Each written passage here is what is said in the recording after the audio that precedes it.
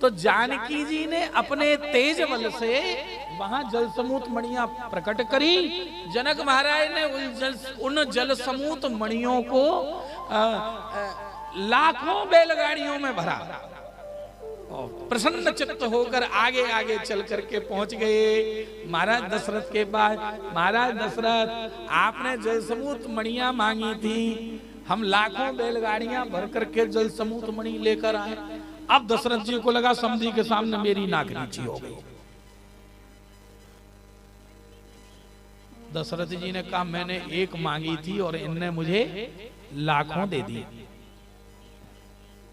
अब मैं क्या करूं? मेरी नाक नीची नहीं होनी चाहिए। है? क्या कहा? मेरी नाक नीची नहीं होनी चाहिए। इसलिए दशरथ जी कह दिए कि महाराज आप जल समूत मणियां लाए, ठीक है, अच्छी बात है, मुझे एक चाहिए थी, लेकिन आपने तो अभिमान स्वरूप मुझे इतनी लाखों भेज दी। सुनो, मुझे ये जल समूत मणियां आप लाए हैं सो ठीक है, पर मैं कोई मंगना थोड़ी हूं। तुम लेकर आए हो तो जाओ इन्हें अयोध्या के बाहर फेंकवा दो।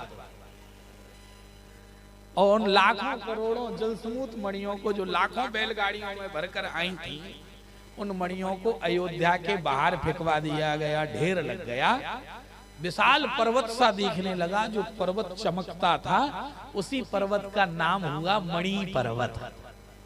ध्यान रहे, उसी पर्वत का नाम क्या हुआ? मणि पर्वत। पूर्व काल में यह जल समूत मणियों से भरा हुआ था, क्योंकि जनक राज के द्वारा भेजी गई मणि,